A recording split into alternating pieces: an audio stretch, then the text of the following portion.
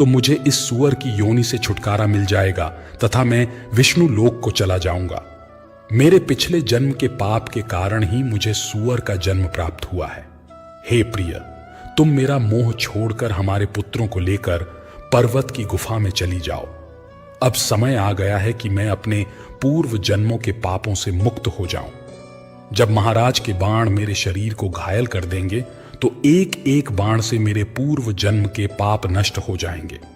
फिर उसकी पत्नी बोलने लगी, हे नाथ, हमारे बच्चे आपके ही पराक्रम और साहस के कारण इस वन में निर्भय होकर विचरण करते हैं। वे कोमल कोमल फूलों का आहार ग्रहण करते हैं। आप ही के कारण उन्हें शेर, सियार आदि जंगली जानवरों का भय नहीं है, क्योंकि आप ही उनकी रक्षा करते हैं।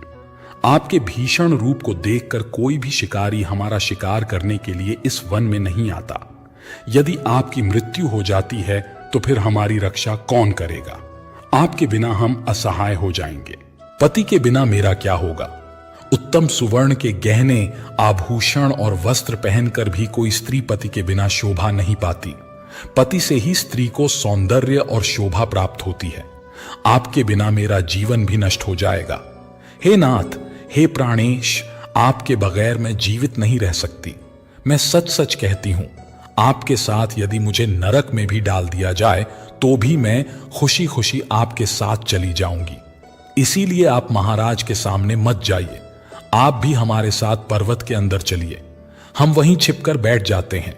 आप जीवन की इच्छा छोड़कर अपनी पत्नी और पुत्रों को अकेला छोड़कर जा रहे हैं। इससे आपको क्या लाभ होगा? फिर वह सूअर कहता है, हे प्रिय, तुम वीरों के धर्म को नहीं जानती, इसीलिए ऐसा कह रही हो। यदि शत्रु वीरों को युद्ध के लिए ललकारता है तो वीर पुरुष को लोभ और भय से कायर की भांति छिपकर नहीं भागना चाहिए। ऐसे पुरुष को 1000 युगों के लिए कुंभी पाक नरक में डालकर पकाया जाता है। वीर पुरुष यदि शत्रु का सामना करता है और लड़ते हुए वीर गति को प्राप्त होता है तो उसे मृत्यु के बाद दिव्य लोक की प्राप्ति होती है। आज महाराज इवाकू हमारे पास युद्ध करने के लिए आए हैं।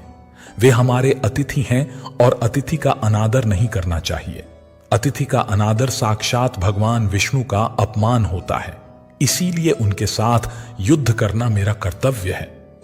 फिर सूअर की इतनी बात सुनने के बाद उसकी पत्नी कहती है, हे प्राणनाथ, ठीक है, यदि आप महाराज के साथ युद्ध करना चाहते हैं तो मैं भी आपके साथ रहकर आपका पराक्रम देखूंगी।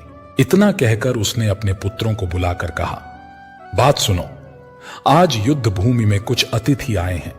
उनका सत्कार करने और उनसे युद्ध करने के लिए तुम्हारे पिता जा रहे हैं और उनके साथ मैं भी जा रही हूं। इसीलिए तुम सभी